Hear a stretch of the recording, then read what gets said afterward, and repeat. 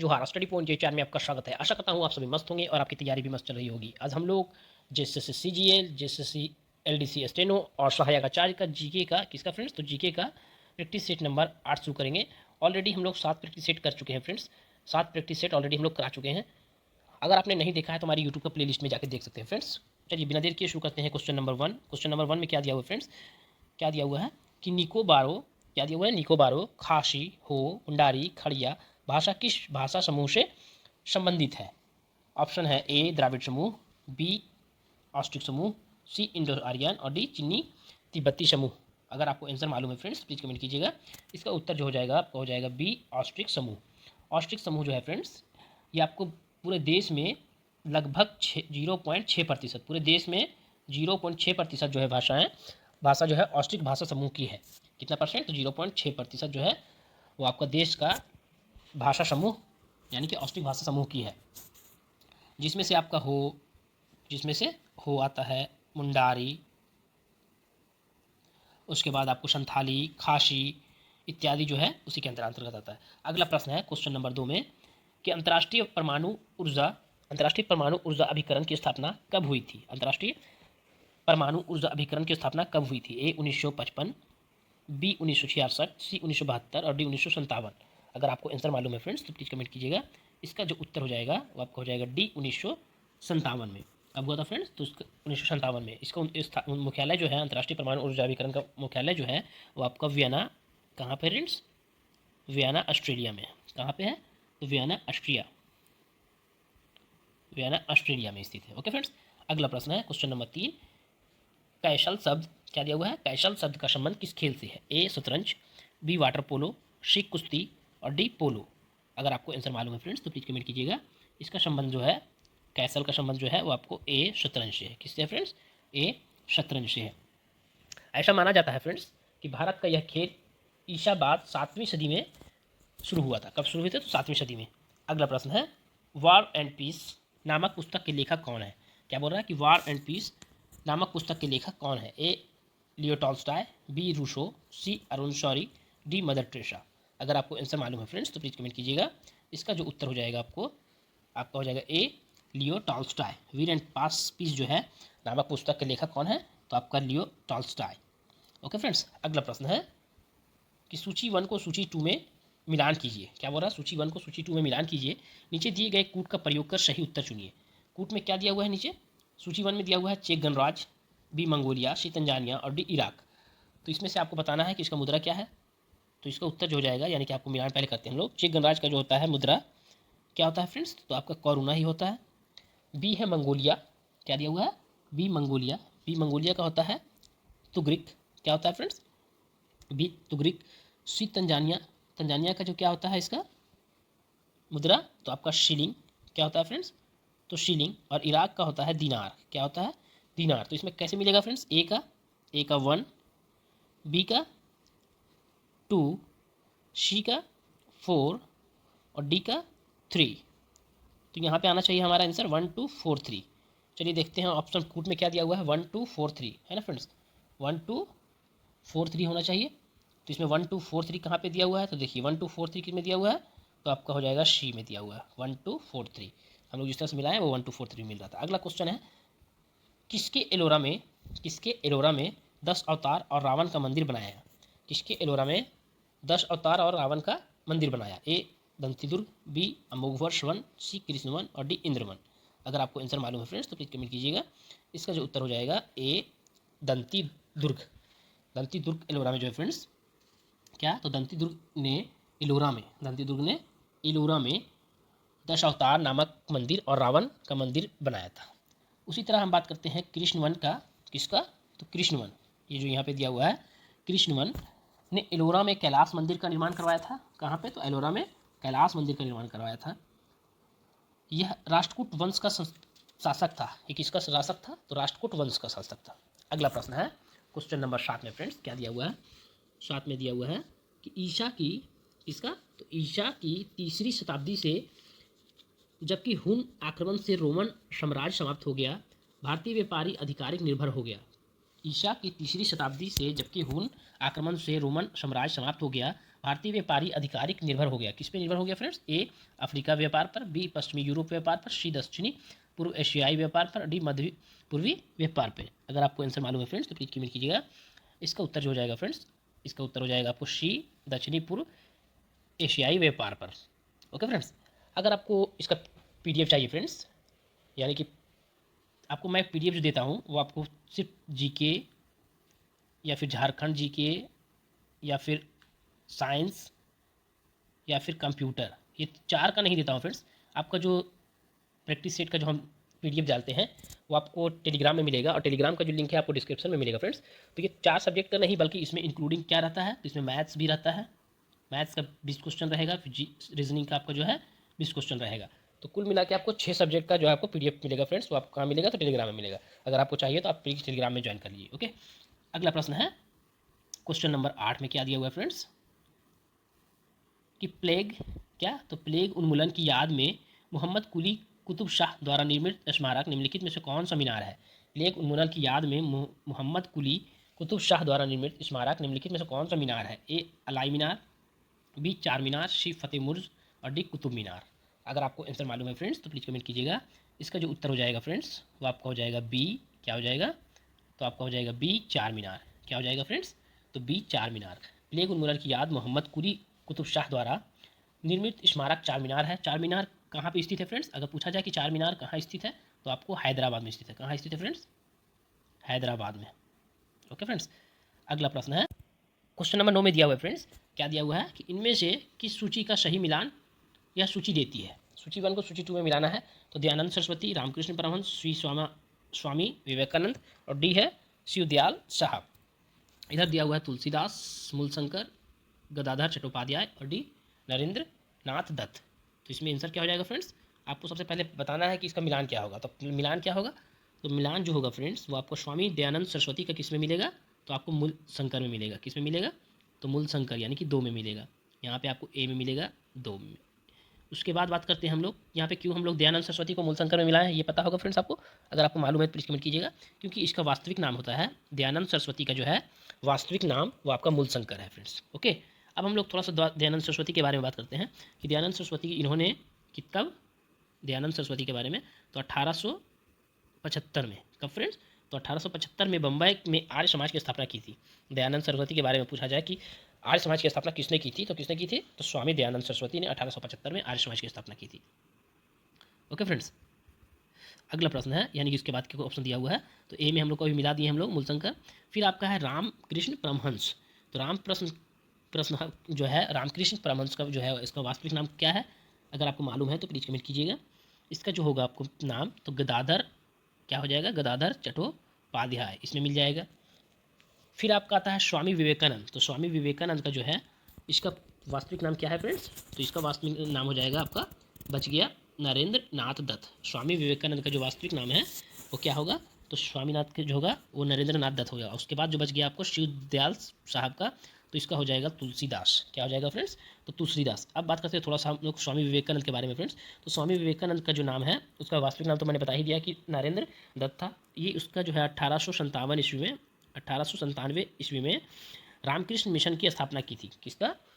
किसने? तो स्वामी विवेकानंद ने किसकी स्थापना की थी? तो रामकृष्ण मिशन का फ्रेंड्स। तो अब हम लोग को मिलाना है किस तरह से? तो ए का 2 है ना, फिर हम लोग बी का 3, बी का 3 में मिलाएंगे, फिर आपका सी का 4 में मिलाएंगे, 2 3 4 उसके बाद 1।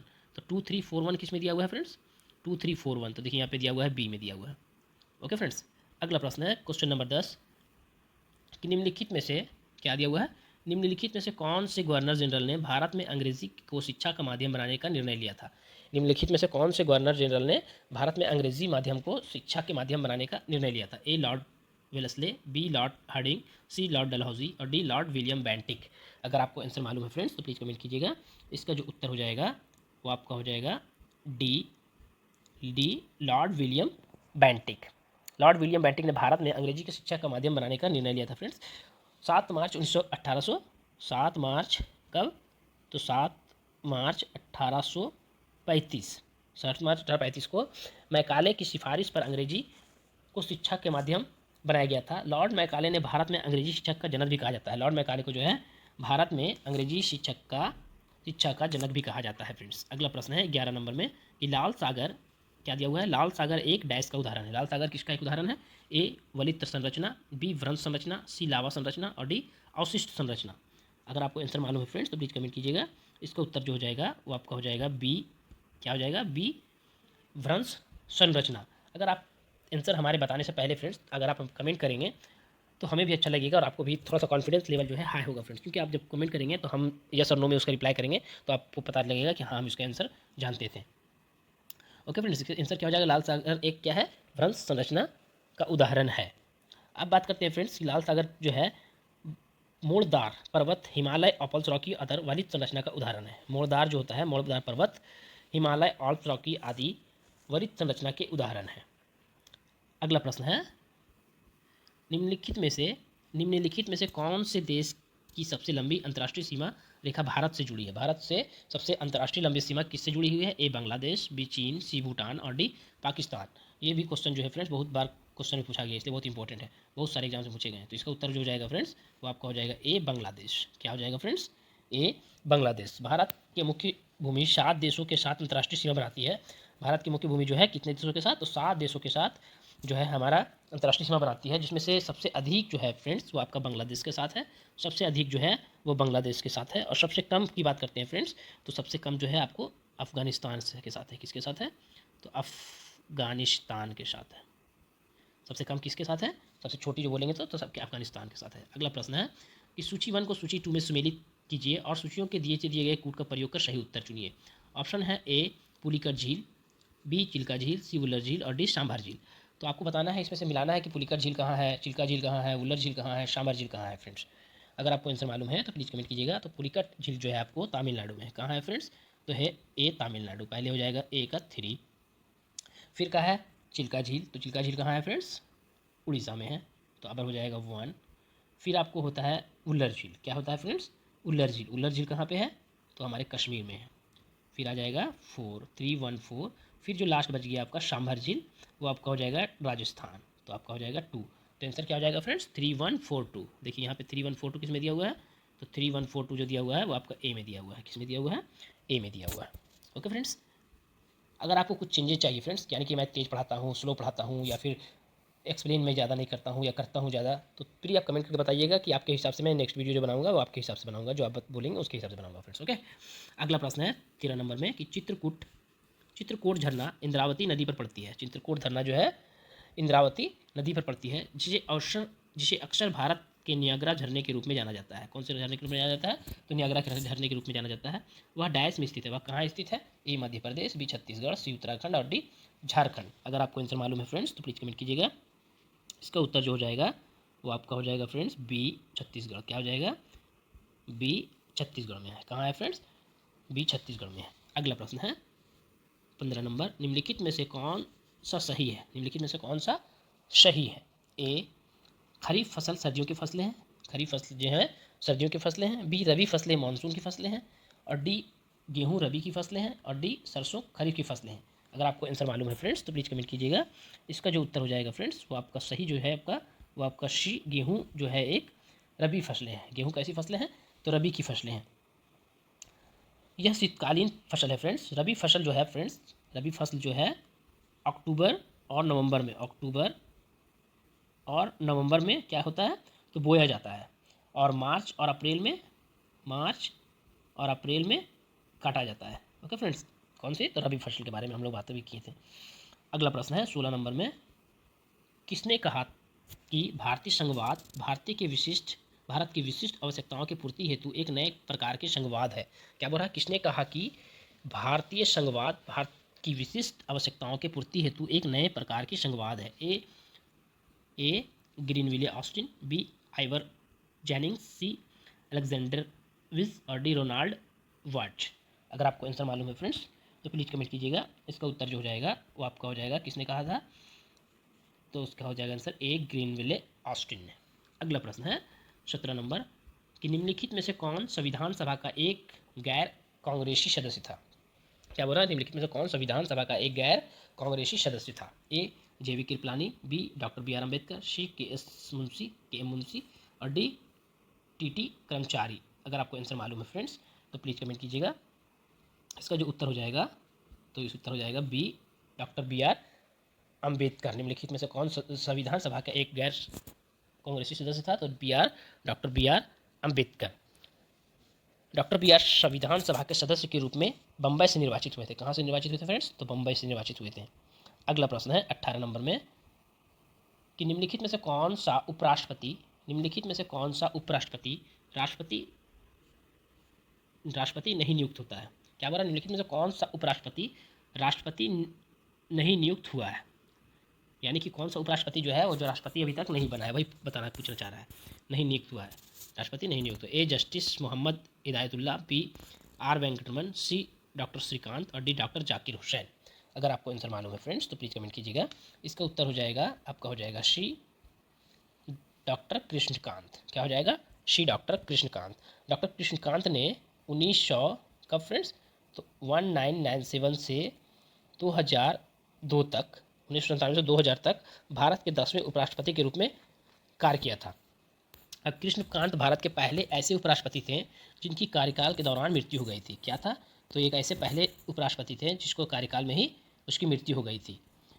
डॉक्टर श्रीकांत भारत के राष्ट्रपति के रूप में निर्वाचित नहीं हो सके थे, ये सिर्फ उपराष्ट्रपति ही बने थे। अगला प्रश्न है 19 नंबर में, राज्य में उच्च न्यायालय के न्यायाधीशों की नियुक्ति किसके द्वारा की जाती है? सिक्के द्वारा की जाती है। किसके द्वारा होना चाहिए? किसके द्वारा की जाती है? वह है, क्या बोल रहा है? राज्य के उच्च न्यायालय के न्यायाधीशों की नियुक्ति, राज्य में उच्च न्यायालय के न्यायाधीशों की नियुक्ति किसके द्वारा की जाती है? वह है मुख्य न्यायाधीश, बी राष्ट्रपति के द्वारा, सी मुख्यमंत्री और डी राज्यपाल। अगर आपको आंसर मालूम है फ्रेंड्स तो प्लीज़ कमेंट कीजिएगा। इसका ये आसान आंसर है, आपको हो जाएगा बी राष्ट्रपति के द्वारा। किसके द्वारा? तो राष्ट्रपति के द्वारा। राज्य में राज्यपाल की नियुक्ति, उच्च न्यायालय की न्यायाधीशों की नियुक्ति जो होती है वो राष्ट्रपति की नियुक्ति होता है।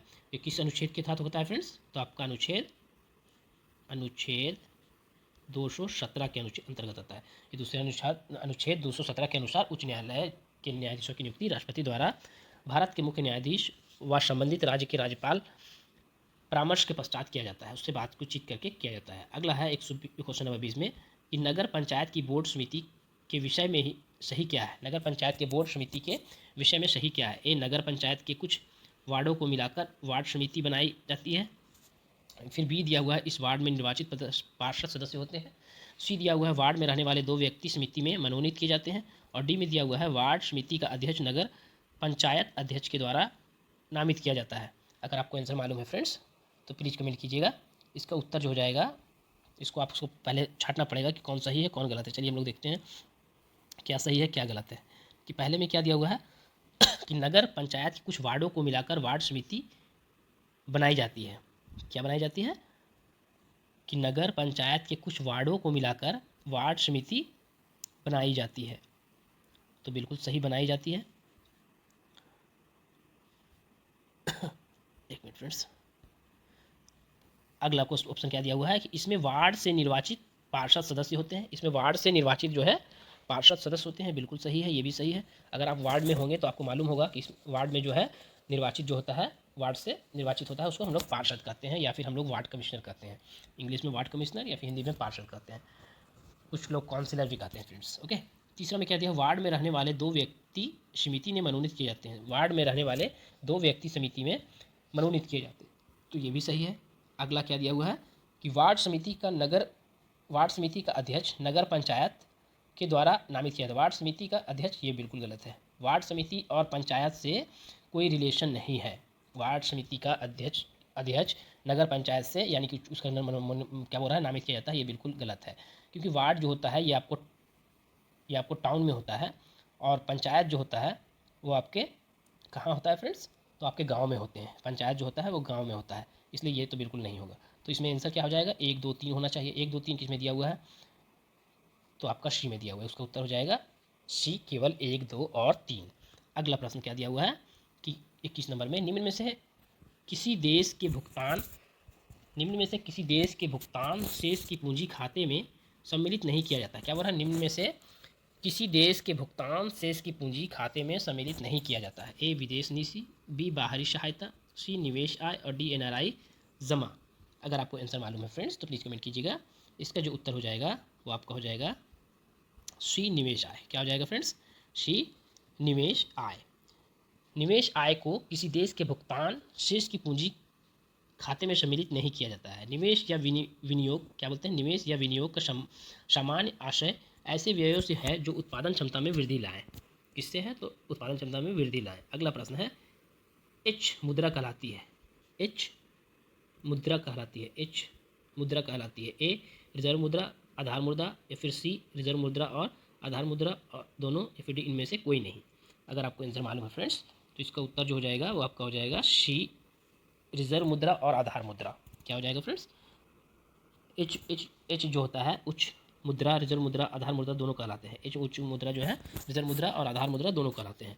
उच्च शक्तिशाली मुद्रा वह है, उच्च शक्तिशाली मुद्रा वह है जो जनता के पास करेंसी के रूप में, बैंक के सुरक्षित कोष के रूप में तथा केंद्रीय बैंक के पास आम अन्य जमाओं के रूप में सुरक्षित होती है। अगला प्रश्न है क्वेश्चन नंबर 23 में दिया हुआ है।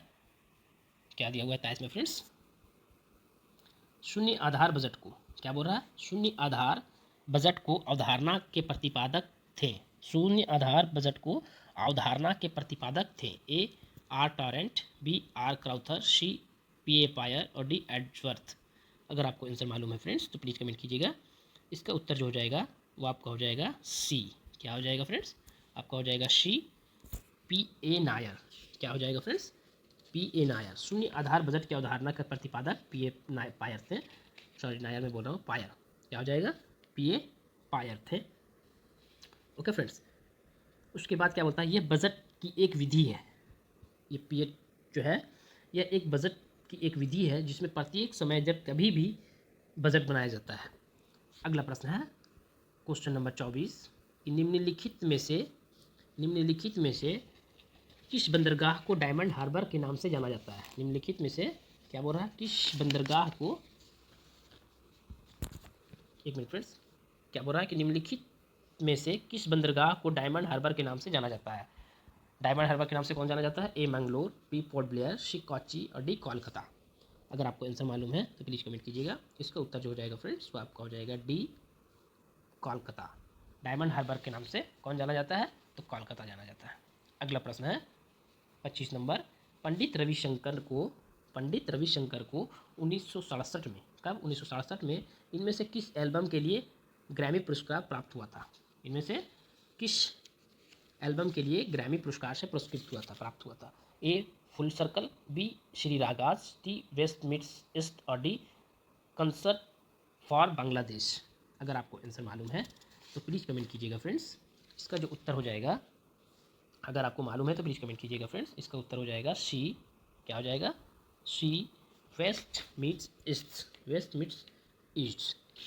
ओके फ्रेंड्स, अगला प्रश्न है क्वेश्चन नंबर 26 कि राउत क्या है, नाचा भारत के एक राज्य के अधिकतर अधिवासियों द्वारा किया जाता है। राउत नाचा जो है भारत के एक राज्य के अधिकतर अधिवासियों द्वारा किया जाता है। यह निम्नलिखित में से कौन सा राज्य से है, यह निम्नलिखित में से कौन सा राज्य है। ए छत्तीसगढ़, बी कर्नाटक, सी बिहार और डी मेघालय। अगर आपको आंसर मालूम है फ्रेंड्स तो प्लीज़ कमेंट कीजिएगा। तो राउत नाचा जो है कहाँ किया जाता है, तो आपका हो जाएगा ए छत्तीसगढ़ में। कहाँ पे फ्रेंड्स, तो ए छत्तीसगढ़ में। अगला प्रश्न है 27 नंबर, मदन मोहन मालवीय, क्या दिया हुआ है, मदन मोहन मालवीय ने द हिंदुस्तान टाइम्स की अर्थव्यवस्था के लिए निम्नलिखित में से किस बैंक से ऋण लिया था। मदन मोहन मालवीय का नाम आपने सुना ही होगा फ्रेंड्स, जो कि भारत से कोई बैंक से जो है कर्ज लेकर वो विदेश चले गए हैं और उसका कर्ज जो है अभी तक बाकी है। A Bank of Maharashtra, C Punjab National Bank, C Bank of Baroda और D State Bank of India.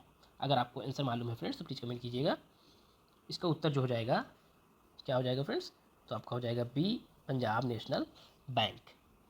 Punjab National Bank से जो है जो है मदन मोहन मालवीय ने बैंक से ऋण लिया था। अगला प्रश्न है 28 नंबर में कि भारत के अलावा निम्नलिखित में से किस देश में तमिल एक आधिकारिक भाषा है। क्या बोला, भारत के अलावा निम्नलिखित में से किस देश में, बहुत ही अच्छी प्रश्न है फ्रेंड्स, कि निम्नलिखित में से किस देश में तमिल एक आधिकारिक भाषा है। कहाँ की जो है, किस देश का आधिकारिक भाषा तमिल है भारत के अलावा। श्रीलंका, बी सिंगापुर, श्रीलंका और सिंगापुर दोनों और डी इनमें से कोई नहीं। अगर आपको आंसर मालूम है फ्रेंड्स तो प्लीज़ कमेंट कीजिएगा। इसका उत्तर जो हो जाएगा वो आपका हो जाएगा सी श्रीलंका और सिंगापुर दोनों, श्रीलंका और सिंगापुर दोनों। अगला प्रश्न है यानी दोनों जो है आपको तमिल भाषा का आधिकारिक भाषा है।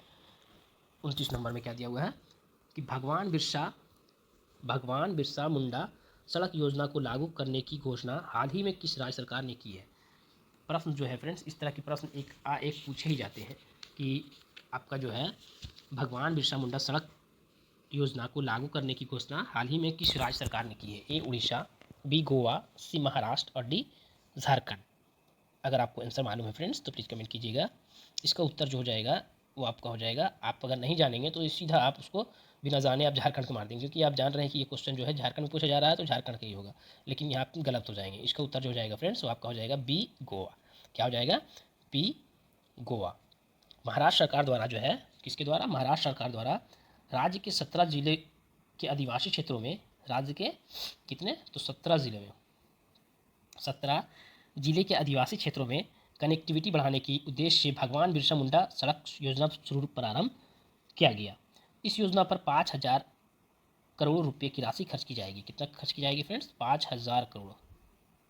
5,000 करोड़ जो है खर्च की जाएगी। इसके तहत 6,838 किलोमीटर लंबे रास्ते का निर्माण किया जाएगा। ओके फ्रेंड्स, अगला प्रश्न है और आज के लिए इस सेट का आखिरी प्रश्न है कि महिला फीफा विश्व कप 2023, महिला फीफा विश्व कप 2023 का खिताब हाल ही में किसने जीता? महिला फीफा विश्व कप 2023 का खिताब हाल ही में किसने जीता? A England, B Bharat, C Australia और डी स्पेन। अगर आपको आंसर मालूम है फ्रेंड्स तो प्लीज़ कमेंट कीजिएगा। इसका उत्तर जो हो जाएगा फ्रेंड्स वो आपका हो जाएगा डी स्पेन। क्या हो जाएगा? महिला फीफा विश्व कप 2023 का खिताब जो है हाल ही में स्पेन ने किसको हराकर? तो इंग्लैंड को। स्पेन ने इंग्लैंड को हराकर 1-0 से हराकर फीफा वर्ल्ड कप 2023 का खिताब जीता था। स्पेन ने इस चैंपियनशिप का पहला खिताब जीता था। स्पेन ने जो है पहला खिताब जीता था फ्रेंड्स। इस चैंपियंस का आयोजन 20 जुलाई, इस चैंपियंस का आयोजन कब हुआ था? तो 20 जुलाई से 20 अगस्त तक। कब? तो 20 अगस्त 2023 तक हुआ था। कब हुआ था? 2023 तक हुआ था, जिसकी मेज़बानी ऑस्ट्रेलिया और न्यूजीलैंड द्वारा संयुक्त रूप से की गई थी। कौन कौन किया था इसकी मेज़बानी? तो ऑस्ट्रेलिया और न्यूजीलैंड। ओके फ्रेंड्स, अगर आपको वीडियो अच्छा लगा फ्रेंड्स और अगर आप इस चैनल पर नए हैं तो प्लीज़ हमारे चैनल को सब्सक्राइब करें, लाइक करें, कमेंट करें। और अगर आपको इसका पीडीएफ चाहिए फ्रेंड्स तो हमारे टेलीग्राम चैनल ज्वाइन कीजिए। टेलीग्राम पे लिंक जो है आपको डिस्क्रिप्शन में डाला हुआ है, वहाँ पे ज्वाइन कीजिए। ऑलरेडी 7 सेट का पहले भी डाल चुका था, ये 8वां सेट जो है आपको जल्दी डाल दिया जाएगा। कंप्लीट होने के बाद 4 वीडियो डालने के बाद आपको डाल दिया जाएगा। ओके फ्रेंड्स, आज के लिए इतना ही।